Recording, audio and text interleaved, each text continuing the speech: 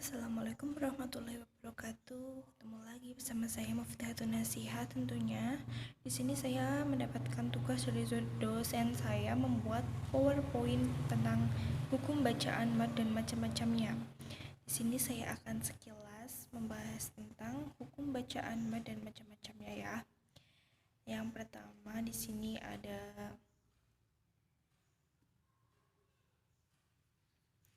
tentunya ada pengertian mad. Kalian bisa baca, kalian bisa skip terus dibaca ya. Mad artinya itu panjang, bacaan yang harus dibaca panjang sesuai dengan ketentuan. Di situ juga ada menurut bahasa dan menurut istilah, kalian bisa baca. Terus ada huruf-huruf mad, ada 3 yaitu alif, wawu, dan ya. Terus di situ ada mad dibagi menjadi 2, mad asli atau mad tobingi dan mad farangi. Mad tobingi itu mad yang terjadi karena adanya salah satu dari 3 huruf mad. 3 huruf mad itu alif, wawu, dan ya tanpa adanya sebab lain. Terus disebut mad asli karena madnya berlaku sesuai dengan tabiat aslinya. Terus ukuran panjangnya bacaannya ada 2 harakat. Terus yang kedua mad farangi, mad cabang dari mad asli dari mad tobingi ya, dikarenakan sebab-sebab tertentu. Sebabnya adanya mad farangi itu sebabnya ada sukun ya, sukun, wakof, dan tasjid dan sebab-sebab lainnya. Terus di situ ada fungsi membedakan panjang atau pendeknya suatu bacaan. Terus adapun jumlah, terdapat perbedaan pendapat antara ilmu tajwid. Terus di situ juga ada pembagian mad berdasarkan panjangnya. Bacaan ada 4 ya, ada 4. Ini yang pertama itu pendek, sedang, fleksibel, dan panjang. Terus ada mad pendek. Yang pertama mad pendek itu ada 5, mad tobingi atau mad asli, mad iwad, mad badal, sila kasira, dan mad tamkin. Di sini pertama ada mad tobingi atau mad asli. Mad tobingi adalah mad yang terjadi karena adanya salah satu dari 3 huruf mad yaitu alif, wawu, dan ya tanpa adanya sebab lain. Oleh karena itu disebut mad asli. Disebut juga mad tobingi karena madnya berlaku sesuai tabiat aslinya. Ukuran panjang bacaannya adalah 2 harakat atau 1 alif ya. Terus di situ ada contohnya, aku punya contoh tapi aku lupa nggak nulis contohnya, jadi aku baca sendiri ya. Contoh dari mad tobingi yaitu fima. Kalian juga bisa cari di Al-Quran ya. Setelah lihat PPT ini kalian bisa cari juga. Kalau kurang jelas kalian bisa cari referensi lain.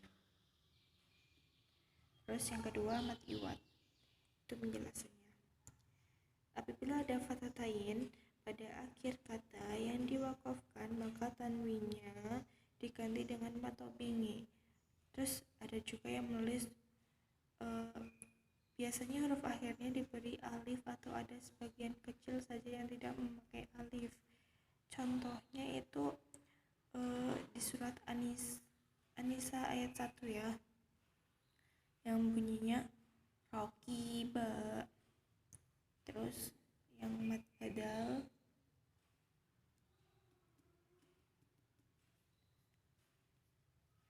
maaf ya kalau kamera belakang nggak kelihatan muka saya. Yang pertama itu pengertian ya.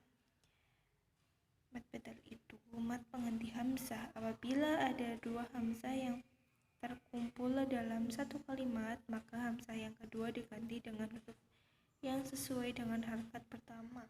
Contohnya ada di surat Ad-Duha ayat 4.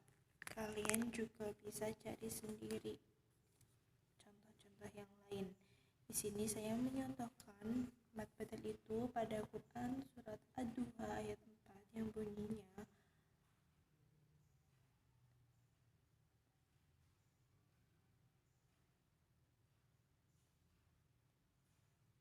yang bunyinya wal akhiratu. Kalian juga bisa cari sendiri-sendiri ya setelah menonton video ini. Terus aku juga membuat silokosiro. Sini kalian bisa baca sendiri. Nah, kalian bisa cari. Ini di sini saya udah tulis. Kalian bisa cari sendiri. Baca pengertiannya dulu. Terus kalian cari di surat ini ya. Terus yang terakhir ada matamkin. Kalian bisa baca. Matamkin itu artinya menetapkan, yaitu apabila ada dua huruf ya bertemu dengan satu kalimat, sedangkan yang pertama bertasydid dan berharokat kasroh dan yang kedua bersukun atau mati. Aku juga punya contoh, yaitu pada Quran surat Al-Baqarah ayat 61 An-Nabiyina. Kalian juga bisa cari yang lainnya.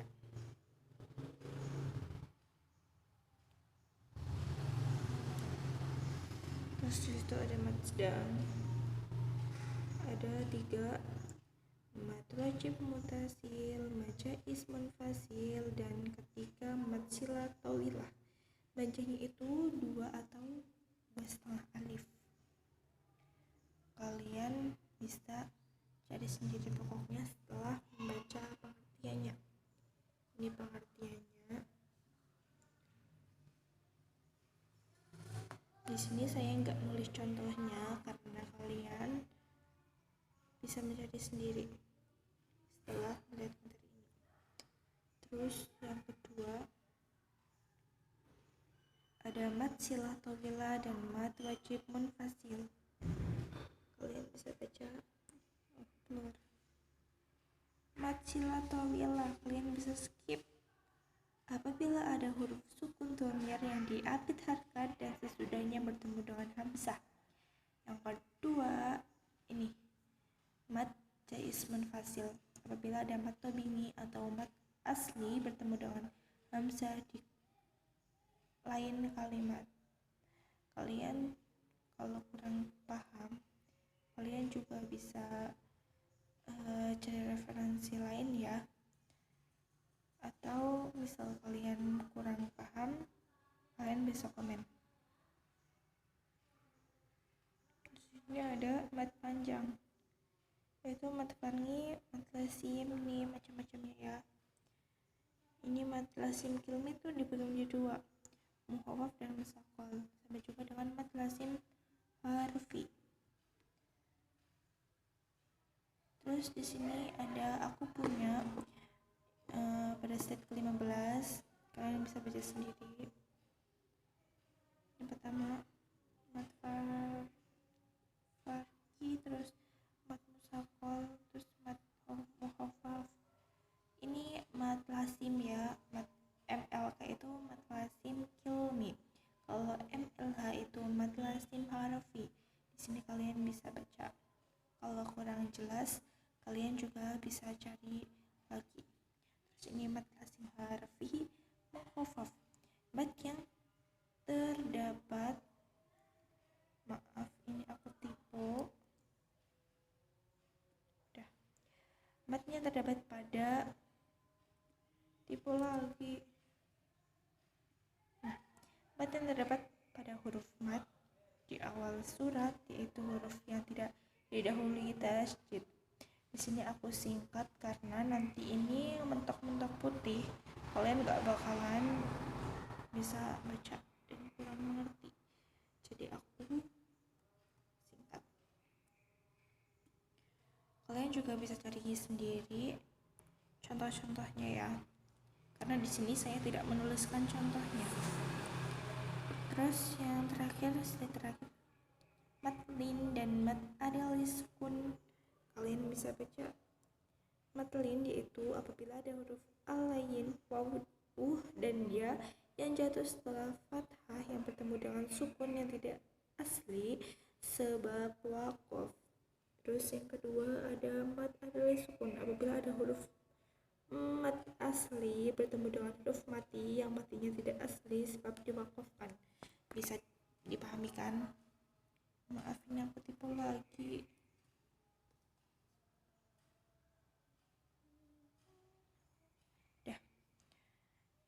Situ kalian bisa, aku harap udah jelas karena aku udah nulisnya udah singkat ya, pokoknya udah sangat-sangat singkat.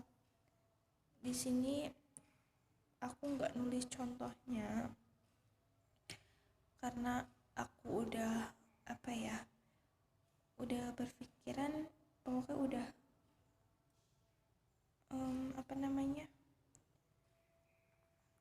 udah singkat banget, udah jelas banget. Kalian bisa cari sendiri atau bisa searching, terus kalian bisa pahami lagi materi-materinya. Soalnya di sini aku udah kasih sangat-sangat singkat, simple ya. Itu menjadi dua, kalian bisa cari sendiri contohnya di Al-Quran yang tadi udah tertera, terus kalian cocokin sama PPT ku. Kalau ada kesalahan mohon maaf, di sini saya juga belajar.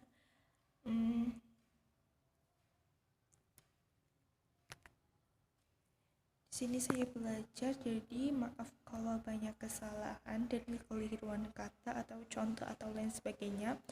Ini pertama kali aku bikin PPT, karena sebelumnya kalau bikin PPT itu jarang. Tugasku seringnya itu tentang makalah-makalah ya. Jadi ini perdana aku bikin PPT. Mohon maaf bila masih banyak kekeliruan kata atau kurang jelas dengan kata-kataku. Mohon dimaafkan. Wassalamualaikum warahmatullahi wabarakatuh. See you next time.